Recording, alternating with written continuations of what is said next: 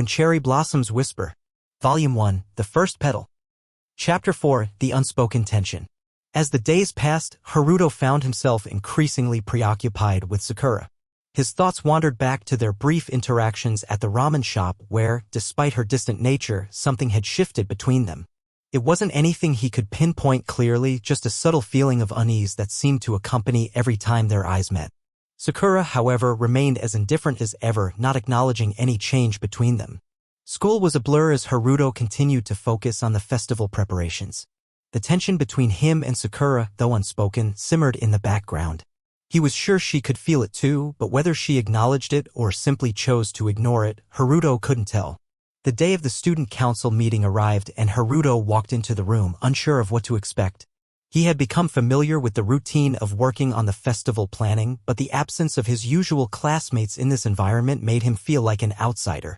He was about to sit down at his usual spot when he noticed that Sakura was already there, sitting at the head of the table with a stern look on her face.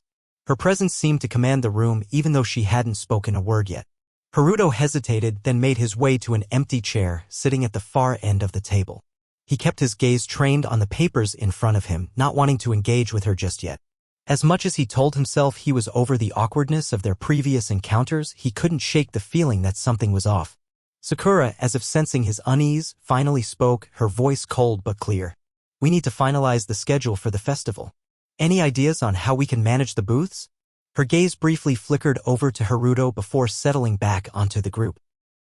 The others in the room chimed in with their suggestions, but Haruto couldn't help but feel a growing sense of tension in the air whenever Sakura addressed him directly. It was as if she was purposefully avoiding him or trying to keep things as impersonal as possible. It stung, but Haruto refused to acknowledge it. After a few more minutes of discussing logistics, the group split into smaller teams to handle the tasks. Haruto found himself working on the booth setup with Sakura, much to his dismay. Their interactions were minimal at first, with only the occasional exchange of words when necessary. It felt strange, like walking on eggshells. "So, Haruto," Sakura's voice cut through the silence, her tone a little less detached than usual. "Do you actually know what you're doing, or is this just another one of those things you're winging?" Haruto glanced at her, trying to suppress the unease in his chest. "I know what I'm doing," he replied flatly, trying to keep his voice steady. "I just haven't had a lot of practice with this kind of stuff." Sakura didn't respond right away, instead focusing on the layout in front of her. There was an awkward pause between them, and for a moment it seemed like things might return to the cold silence they'd been sharing. But then, unexpectedly, Sakura spoke again. "It's not so bad, working with people. I mean, sometimes it's just easier to do everything yourself. But I guess that's not always the best approach, huh?" Haruto blinked, taken aback by her sudden shift in tone. Was she opening up? For a moment, he wondered if he was imagining things, but when their eyes met, there was something there, a flicker of vulnerability quickly masked by her usual cool expression. "Yeah," Haruto replied slowly, unsure of how to respond. "It's different, that's for sure." The conversation stalled there, and for the rest of the meeting, they continued to work in silence, the unspoken tension still lingering between them. Yet, despite the discomfort, there was a strange feeling of closeness, something that neither of them could easily explain. By the time the meeting wrapped up, Haruto couldn't shake the feeling that Sakura's attitude had shifted slightly. She had been more human, for lack of a better word. He didn't know what had caused it, whether it was the proximity of the festival preparations or something deeper, but it left him with a sense of unease and curiosity that he couldn't ignore. As he left the student council room, Kaido caught up with him, a teasing grin on his face. "Hey, I saw that look you and Sakura exchanged," he said, nudging Haruto in the side. "You two are like oil and water, but you're definitely starting to mix a little, huh?"